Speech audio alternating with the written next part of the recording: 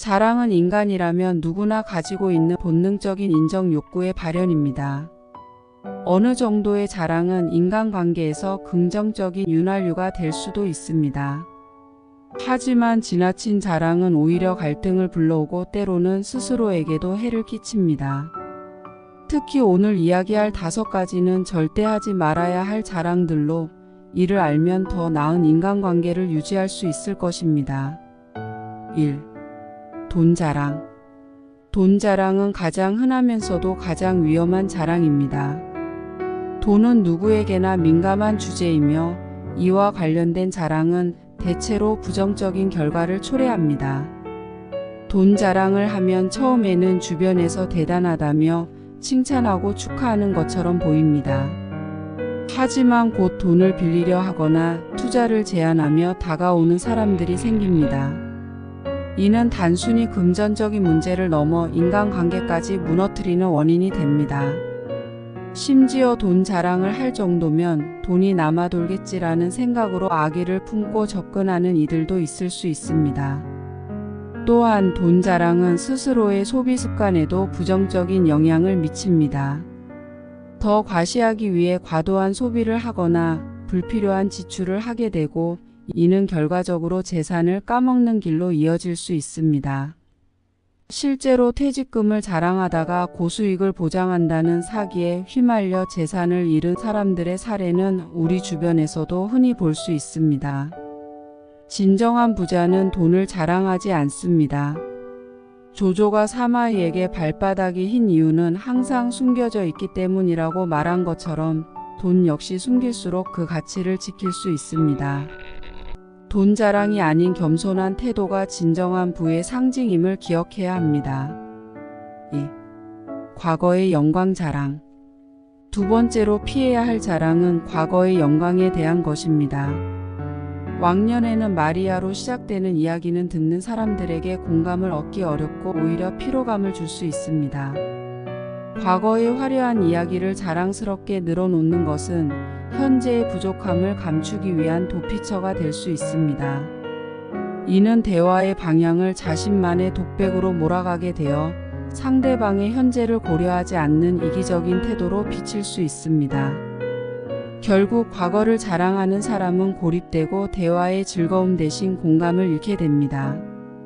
중국의 관광 명소인 계문연수는 멀리서 보면 안개 속 나무들이 아름답게 보이지만 실제로는 연탄 연기에 지나지 않는다는 이야기가 있습니다. 이처럼 과거의 영광은 멀리서 보면 대단해 보이지만 가까이 들여다보면 그저 지난 시간의 잔상일 뿐입니다. 오늘을 살아가는데 필요한 것은 과거가 아닌 현재를 기반으로 한 진솔한 태도입니다. 3. 자식 자랑. 팔불출이라는 말이 괜히 생긴 게 아닙니다. 자식 자랑은 부모에게는 자부심이겠지만 이를 듣는 사람들에게는 큰 상처를 남길 수 있습니다. 누구나 자식에 대한 고민과 걱정을 안고 삽니다. 이런 상황에서 내 자식의 뛰어난 면만 강조하는 자랑은 상대방에게 열등감을 불러일으킬 수 있습니다. 특히 자식 자랑은 부모들 간의 비교를 초래하며 불필요한 경쟁과 감정적인 부담을 야기합니다. 더 나아가 자식에게도 부정적인 영향을 미칠 수 있습니다. 부모가 자랑을 통해 자식에게 과도한 기대를 걸게 되면 아이는 자신의 모습을 있는 그대로 인정받지 못한다고 느낄 수 있습니다. 이러한 경험은 자존감을 떨어뜨리고 오히려 다른 사람을 깎아내려야만 자신을 드러낼 줄 아는 잘못된 태도를 학습하게 만듭니다. 옛말에 부모는 자식 자랑하지 말고 자식은 부모 흉보지 말라는 말이 있습니다. 이는 단순한 옛 교훈이 아니라 인간관계를 건강하게 유지하기 위한 중요한 지침입니다. 자식의 성취를 자랑하기보다는 자식이 스스로 자부심을 가질 수 있도록 격려하고 이를 겸손하게 표현하는 것이 훨씬 더 의미 있는 태도입니다. 자랑은 한순간의 기쁨을 줄 수 있지만 그로 인해 관계의 균열이나 삶의 불편함을 초래할 가능성이 큽니다. 특히 돈, 과거의 영광, 자식에 대한 자랑은 듣는 사람의 마음을 상하게 하고 자랑하는 사람 자신에게도 악영향을 미칠 수 있다는 점에서 반드시 삼가야 합니다. 겸손한 태도와 진정성 있는 소통은 인간관계를 더욱 깊고 따뜻하게 만들어줍니다. 앞으로는 자랑 대신 타인의 이야기에 귀 기울이고 서로의 진심을 나누는 대화를 만들어가는 것이 어떨까요? 연구에 따르면 사람들은 자신보다 가까운 주변 사람들의 성공에 더 큰 질투를 느낀다고 합니다. 예를 들어 TV에 나오는 유명한 연예인의 성공은 쉽게 질투로 이어지지 않습니다. 우리와는 너무 먼 세상의 이야기처럼 느껴지기 때문이죠. 반면 내 친구나 동료가 성공하거나 눈에 띄게 잘 나가는 모습을 보면 마음 한구석에서 질투가 생길 수 있습니다. 이는 인간 본성의 일부이며 자랑이 불러올 수 있는 첫 번째 함정입니다. 2. 자랑이 불러오는 갈등과 오해. 자랑이 인간관계에서 가장 큰 문제를 일으키는 이유는 자랑이 쉽게 오해로 이어질 수 있다는 점입니다. 자랑은 듣는 사람으로 하여금 자신이 평가받고 있다는 느낌을 들게 만듭니다. 예를 들어 누군가가 자신의 성공에 대해 이야기할 때 듣는 사람은 나는 그만큼 잘하지 못했다는 생각을 하게 될 수 있습니다. 이러한 상황은 자연스럽게 갈등으로 이어질 수 있습니다. 상대방은 내 자랑을 자신을 깎아내리는 행위로 받아들이고 이는 관계에 균열을 가져올 수 있습니다. 자랑이 불러오는 또 다른 문제는 대화를 단절시키는 역할을 한다는 점입니다. 자랑을 듣는 사람은 대화에서 소외감을 느낄 수 있습니다. 대화는 본래 서로의 생각을 나누고 공감대를 형성하는 과정이어야 하지만 자랑은 한쪽의 독백으로 끝나는 경우가 많습니다. 또한 자랑은 예상치 못한 부작용을 가져옵니다. 자랑으로 인해 그 사람이 그렇게 잘났다고 하더라는 소문이 퍼지면 나의 성취가 과도하게 부풀려져 또 다른 시기와 질투를 유발할 수 있습니다. 이러한 악순환은 인간관계의 신뢰를 떨어뜨리고 심리적 스트레스를 가중시키는 결과를 초래합니다. 3. 자랑으로 인한 자기 파괴적 결과. 자랑은 때로는 스스로에게도 부정적인 영향을 미칩니다.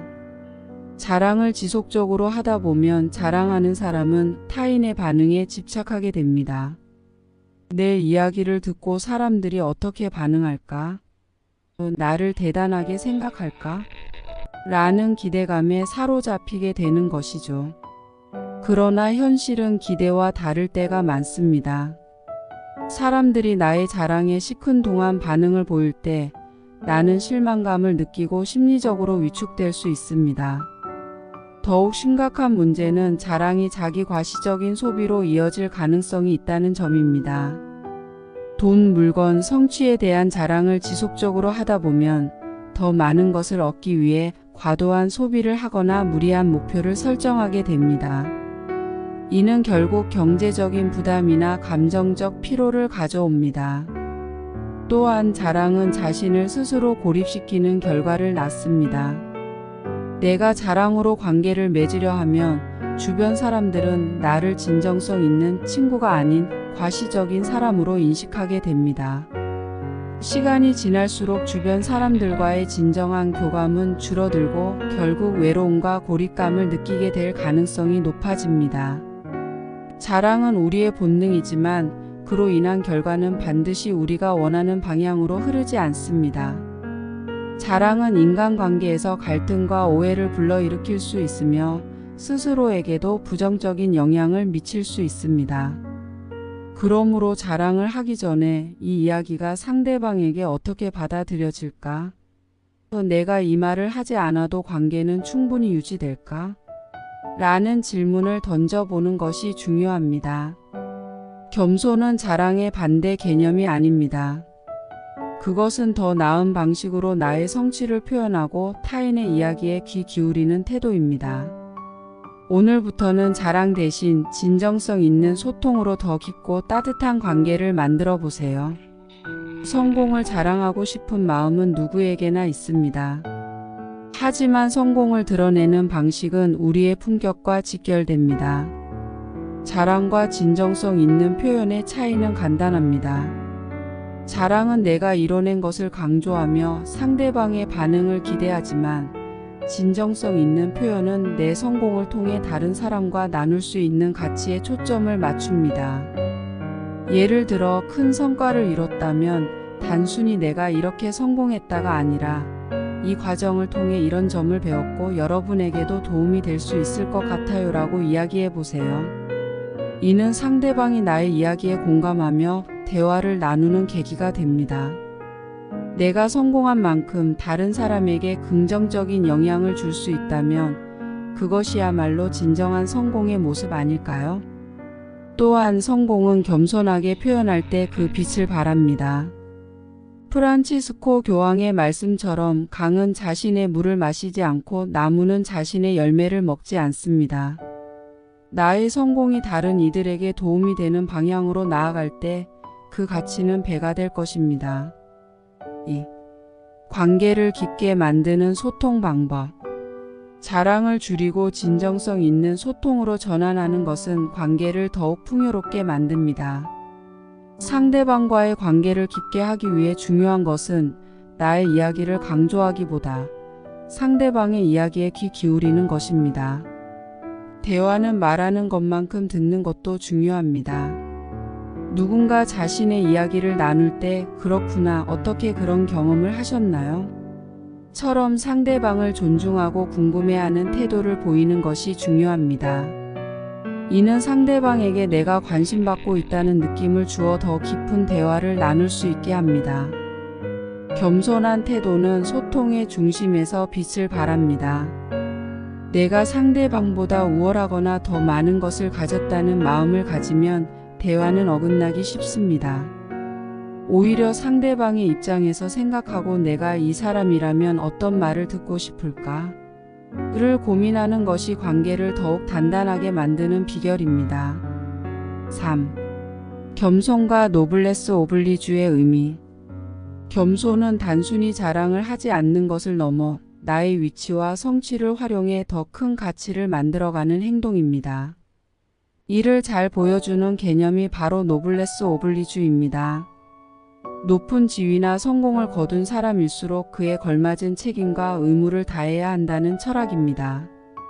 예를 들어 우리가 부와 권력을 자랑하는 대신 그것을 사회를 위해 사용한다면 어떻게 될까요?